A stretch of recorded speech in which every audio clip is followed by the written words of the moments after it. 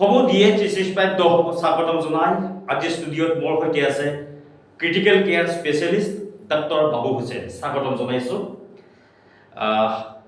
আমি আজি আমাৰ বিশেষজ্ঞ চিকিৎসক বাবু হুছেইনৰ জৰিয়তে আমাৰ দৰ্শকক যথেষ্ট আজি আমি কথা জানিবলৈ আমি তেখেতক আমন্ত্ৰণ জনাইছোঁ যে সৰ্পদংশন আচলতে আপোনাক সাপে খুটিলে বা মানুহক সাপে খুটিলে মানুহ মৰেনে বা সকলো সাপে খুটিলে মানুহ মৰেনে আৰু এনেকুৱা ধৰণৰ প্ৰশ্ন বিভিন্ন ধৰণৰ প্ৰশ্ন আজি লৈ আহিম বাবু হুছেইন ডক্টৰ বাবু হুছেইনলৈ যদি আপোনাক সুধো পোনপটীয়া প্ৰশ্ন যে আমাৰ ৰাইজৰ জ্ঞাতাৰ্থে যে সকলো সাপে খুটিলে মানুহ মৰেনে এনেকুৱা ধৰণৰ যদি আমি আপোনাক প্ৰশ্ন কৰোঁ বিভিন্ন প্ৰজাতিৰ সাপ আছে যে সকলো সাপে খুটিলে মানুহ মৰেনে তেনেকুৱা নহয় সকলো সাপে খুটিলে মানুহ মৃত্যুমুখত নপৰে আমাৰ ভাৰতত যিমানখিনি সাপৰ স্পেচিছ আছে তাৰে ভিতৰত অনলি 20%হে সাপ বিষাক্ত আৰু সেই 20%ৰ ভিতৰত 7 to 8%হে খুটিলেহে মানুহ একদম সম্পূৰ্ণভাৱে মৃত্যুমুখত পৰাৰ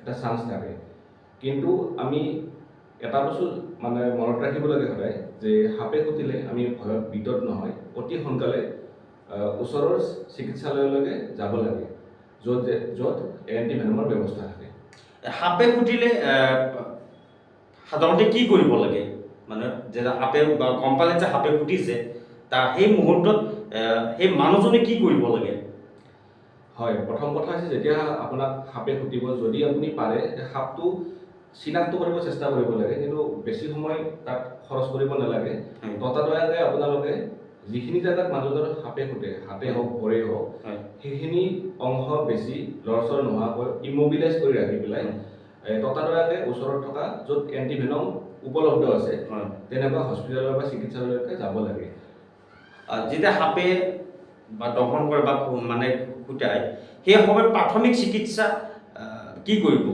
খুটাৰ লগে লগে মানুহ যদি কাষত থাকে সেই মানুহ কাষৰ মানুহকেইগৰাকীয়ে প্ৰধানত কি কৰিব প্ৰাথমিক চিকিৎসা কি কৰিব আমি এটা বস্তু সচৰাচৰ দেখা পাওঁ যে বহুত ক্ষেত্ৰত আজিকালি বাৰু কমিছে এতিয়া যে সাপে খুটিলে আমি জৰা ফুকা কৰোঁ বা যিখিনি হাত হওক ভৰি হওক আমি খুব জোৰেৰে ৰছীৰে হওক বা গামোচাৰে খুব জোৰকৈ বান্ধি লওঁ যিটো আমি কৰিব নালাগে আমি কৰিব লাগে যে অতি সোনকালে ওচৰৰ হস্পিটেললৈকে লৈ যাওঁ ভৰিখন বা হাতখন বেছি যাতে লৰচৰ নহয় সেইটোলৈকে ধ্যান ৰাখিব লাগে আৰু জোৰেৰে গামোচা বা ৰছীৰে কেতিয়াও বান্ধিব নালাগে একচুৱেলি হাতখন বা ভৰিখন ইমবিলাইজ কৰিব লাগে কাৰণটো কি যে ধৰি লওক ইয়াতে খুট মাৰিলে এই গাঁঠিটো ইয়াতে গাঁঠি দিয়ে আৰু আগতে শুনিছিলোঁ যে খুট মৰাৰ লগে লগে ইয়াতে গাঁঠি দিয়ে যে গাঁঠিটো যি দিব নালাগে কি কাৰণত নালাগে ইয়াৰ পৰা কি ক্ৰিয়া হয় চব গাঁঠিটো দিলে কি হয় আমাৰ হাতৰ চবফালে ৰক্ত চলাচল হয় তেজ চলাচল হৈ থাকে যেতিয়া আমি হাতটো বা ভৰিটো টাইটকৈ খুব বান্ধি দিম তেতিয়া সেই অঞ্চললৈকে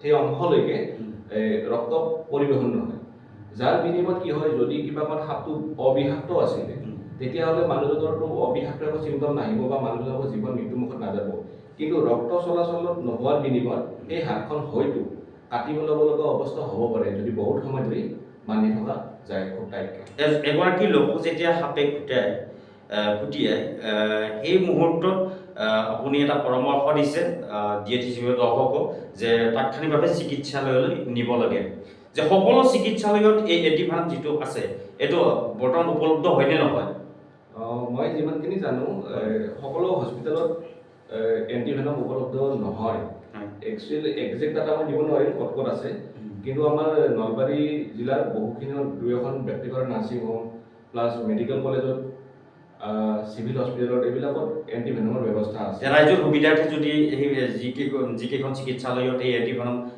উপলব্ধ হয় যদি ৰাইজৰ সুবিধাৰ্থে যদি আপুনি নামটো কৈ দিয়ে একচুৱেলি নাম ক'ব নালাগে মই তথাপিতো মই ৰাইজৰ সুবিধাৰ কাৰণে কৈ দিছোঁ যে আমাৰ নলবাৰীৰ মেডিকেল কলেজৰ উপৰিও নাৰ্ছিং হোম হিচাপত মই জনাৰ ভিতৰত নলবাৰীৰ সাৰথী মাল্টি স্পেচিয়েলিটি হস্পিটেলত এণ্টিভেনমৰ 24 ঘণ্টাই ব্যৱস্থা আছে উপলব্ধ আছে ইয়াৰ উপৰিও নতুনকৈ যিবিলাক নাৰ্ছিং হোম খুলিছে সেইসকলতো নিশ্চয় এণ্টিভেনম আছে মই একজেক্টলি বস্তুটো গম নাপাওঁ কিন্তু বহুতখিনি ঠাইত এতিয়া উপলব্ধ এণ্টিভেনম এতিয়া ৰাইজ প্ৰধানত আৰু নতুনকৈ এটা শংকিত হৈছে যে সাপক লৈ যে যিটো ৰাছেল ভাইপাৰ বুলি ইয়াক লৈ শংকিত হৈছে এই ৰাছেল ভাইপাৰে যেতিয়া মানে খুট মাৰিব তেতিয়া মানুহ মৰেনে বা ইয়াৰ বা চান্স থাকে যে সেই ৰাছেল ভাইপাৰে খুটাৰ লগে লগে ইয়াত বা তাৎক্ষণিকভাৱে চিকিৎসালয়ত নিয়াৰ পিছত ইয়াত বাচাৰ চান্স থাকে বা জীৱন ঘূৰিব আহিব? ৰাছেল ভাইপাৰ এটা অতি বিষাক্ত সাপ। এতিয়া খুব নতুনকৈ ৰাছেল ভাইপাৰৰ খুব শংকা এটা মানুহৰ মাজত বিয়পি পৰিছে, কিন্তু ৰাইজ আপোনালোকে শংকিত নহ'ব। যিকোনো সাপেই বিষাক্ত সাপেই আপোনাক ক'ত নামাৰা কিয়, আপোনালোকে অতি শীঘ্ৰে হস্পিটেললৈকে যাওক। এণ্টিভেনম লগে লগে দিলে সঠিক সময়ত যদি আপুনি নিৰ্দিষ্ট চিকিৎসালয় গৈ পায়, তেতিয়াহ'লে ৰাছেল ভাইপাৰৰ চিকিৎসাও উপলব্ধ আছে। ইতিমধ্যে মই যিমানখিনি মোৰ জ্ঞাত, ৰিচেণ্টলি দুই এসপ্তাহ আগত বঙাইগাঁৱতো তেনেকুৱা 3জনমান ব্যক্তিক ৰাছেল ভাইপাৰে ক'ত মাৰা আমি খবৰ পাইছিলোঁ, আৰু গম পোৱা মানে গোটেই 3জনে সুস্থ আছে। আচল কথা হৈছে আপুনি সঠিক সময়ত হস্পিটেল গৈ পাব লাগিব আৰু এণ্টিভেনম ল'ব লাগিব। নিশ্চিতৰূপে আপুনি এগৰাকী ক্ৰিটিকেল কেয়াৰ স্পেচিয়েলিষ্ট হিচাপে নিশ্চয়কৈ আপোনাৰ জীৱনত এনেকুৱা ধৰণৰ পেচেণ্ট পাইছে যে সাপে দংশন কৰা। তাৰপিছত আপুনি কিমানগৰাকী পালে আৰু কিমানগৰাকী আৰোগ্য হ'ল এতিয়ালৈকে, যদি আপোনাক মানে সোধা যায়? চাওক, আমি এতিয়ালৈকে যিমানখিনি পাইছোঁ, বেছিভাগ সকলো মাত্ৰ 20% বা 10% মান সাপেহে আমি বিষাক্ত আছে। তাৰ ভিতৰত আমি যিমানখিনি পেচেণ্টৰ মেক্সিমাম অবিষাক্ত, মানে চাইন চিমটম একো আমি এতিয়ালৈকে দেখা নাই। আমি এটা অবজাৰ্ভেশ্যনৰ কাৰণে 24 ঘণ্টা সময় ৰাখোঁ, আৰু 24 ঘণ্টাৰ পিছত যেতিয়া তেনেকুৱা চব মানে বেলেগ বেলেগ সাপৰ বেলেগ বেলেগ চিমটম, বেলেগ বেলেগ টাইম থাকে। কিছুমানৰ লগে লগে আধা ঘণ্টাত আহে, 2 ঘণ্টাত আহে, 4 ঘণ্টাত, কিছুমানৰ আকৌ 2 দিন 3 দিন পিছলৈকে আহিব পাৰে। গতিকে আমি যিমানখিনিলৈকে চিকিৎসা কৰিছোঁ, গোটেইখিনি এতিয়ালৈকে এজনৰ মৃত্যুমুখত পৰা পেচেণ্ট মই পোৱা নাই। হয় হয় হয়। এতিয়া আপুনি আমি দেখিছোঁ যে বাবু হুছেইন ক্ৰিটিকেল কেয়াৰ স্পেচিয়েলিষ্ট বাবু হুছেইনে বিভিন্ন ঠাইত ৰাজ্যখনৰ বিভিন্ন জিলাত এনেকুৱা ধৰণৰ এৱাৰনেছ অৰ্থাৎ সজাগতা সভা অনুষ্ঠিত কৰিছে, আৰু এই সজাগতাৰ জৰিয়তে যে সাপে দংশন কৰিলে তাৎক্ষণিক আমাৰ ৰাইজে কি কৰিব বা কেনেকুৱা ধৰণে বা বেছি শংকা নকৰি ভয় নকৰি তাৎক্ষণিকভাৱে চিকিৎসালয়ত নিব লাগে বা এনেকুৱা ধৰণে বিভিন্ন ঠাইত আপুনি এই সজাগতাটো অনুষ্ঠিত কৰিছে। আমি সম্প্ৰচাৰো কৰিছিলোঁ। এতিয়ালৈকে আপুনি কোন ঠাইত এনেকুৱা ধৰণৰ সজাগতা কৰিলে যে আপোনাৰ সাপে দংশন কৰিলে কেনেকুৱা ধৰণৰ ৰাইজৰ সুবিধাৰ্থে ক'ত আপোনালোকে এই সজাগতা অনুষ্ঠিত কৰিছিল? এতিয়ালৈকে আমি বহুত ঠাইতে সৰ্প মানে ৰাতত যিটো বাটৰ নাটক বুলি কয় আমি প্ৰদৰ্শন কৰিছোঁ। আমি সৰুকৈ চমুকৈ এটা 10 মিনিটৰ নাটক এখন কৰোঁ প্ৰায়ে। আমি নলবাৰী ডিষ্ট্ৰিক্টৰ বিভিন্ন ঠাইত যেনেকুৱা মুকালমা হওক বা এইফালে বাক্সা ডিষ্ট্ৰিক্টৰ মুছলপুৰ তেনেকুৱা, বা আমাৰ নলবাৰী মহাবিদ্যালয়, আৰু বিভিন্ন যিবিলাক ধৰক গৌ পূজা আমাৰ এই আৰিকুচি মৰুৱা হওক, বা আমি সৰ্থেবাৰীৰ ফালেও বিভিন্ন জেগাত আমি সৰ্প দংশনৰ নাটক কৰি ফুৰোঁ। আৰু আমাৰ উদ্দেশ্য এটাই যে সৰ্প দংশনৰ লগত জড়িত অন্ধবিশ্বাসখিনি দূৰ কৰা, মানুহক সঠিক ৰাস্তা দেখুওৱা। আমি পিছলৈকে সৰ্প দংশনৰ কাৰণে মানুহে নাজানি পেলাই কোনো মৃত্যুমুখত নপৰে, আমাৰ সেইটোৱে উদ্দেশ্য। তাৰমানে সাধাৰণতে সৰ্প দংশন কৰাৰ লগে লগে মানুহ হতাশ হৈছে, আৰু এই হতাশটোৱেই আচলতে মৃত্যুৰ ক্ৰিয়া হৈ পৰিব পাৰে এক প্ৰকাৰ। হয়, মানুহবিলাক মানে একচুৱেলি বিপথে পৰিচালিত হয়। মানুহবিলাকে গম নাপায় যে কি কৰিব লাগে। বহুত মানুহে আকৌ সাপে খুটিলে মৰিম বুলি সেই এটা ভয়, পেনিক হয় মানুহবিলাক। কিন্তু পেনিক হ'ব নালাগে। ততাতৈয়াকৈ জৰা ফুকা কৰি সময় নষ্ট কৰিব নালাগে। অতি সোনকালে চিকিৎসালয়ত নিয়ক, ডক্তৰৰ পৰামৰ্শ লওক, যেতিয়া লাগে এণ্টিভেনম দিব। এনেকুৱা নহয় যে সাপে খুটিলেই এণ্টিভেনম দিব, তেনেকুৱা বস্তু নহয়। আমি বহুতখিনি দেখা পাওঁ যে পেচেণ্টবিলাক, ৰোগীবিলাক আহি আমি কয় যে সাপে খুটিছে, আমাক এণ্টিভেনম দিয়ক বা বেজি দিয়ক। একচুৱেলি তেনেকুৱা কথা নহয়।